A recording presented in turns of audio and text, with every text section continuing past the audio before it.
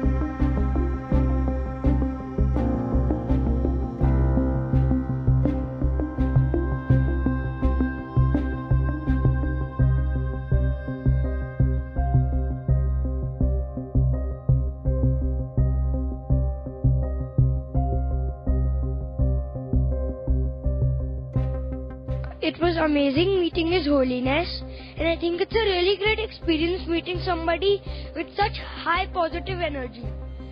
It's a really nice feeling meeting him, and you get a lot of that positive energy.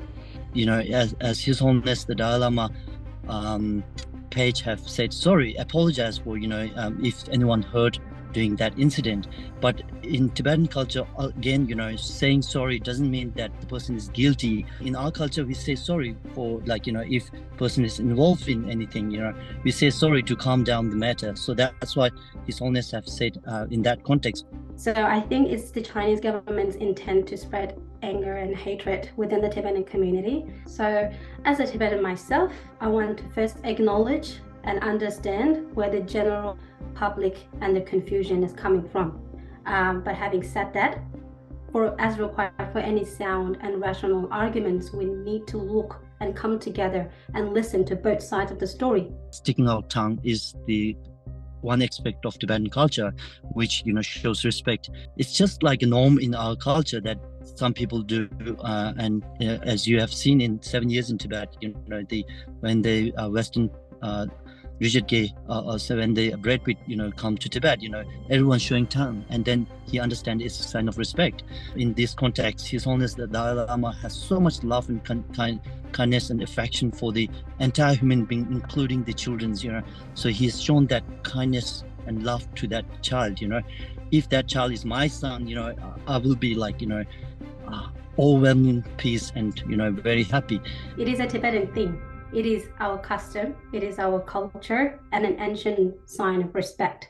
Both of them have started these foundations, as I said, that focus to some degree on kindness. And if I can get their attention, you both are in a room full of mayors.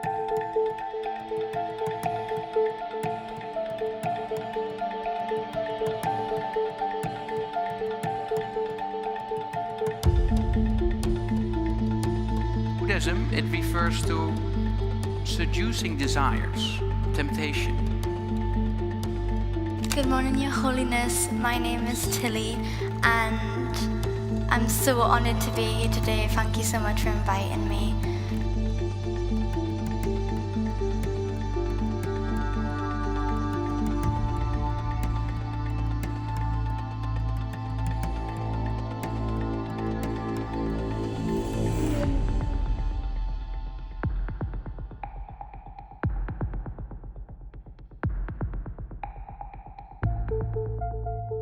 Tibetans usually have not been getting platforms to talk about Tibet. So this is a very good example of how media and the world and the global community doesn't know much about Tibet. We have been a surviving community, and we have lots of Tibetan refugees went into exile 50 years ago, but still lots of people still don't know what Tibet is, and unfortunately they came to know Tibet through this way.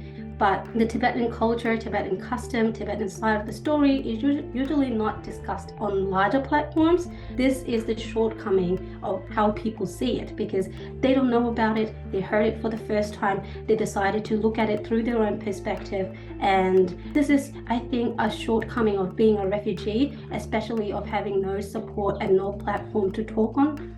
I think it is ultimately something that every refugee deals with. They don't have a platform to talk about it.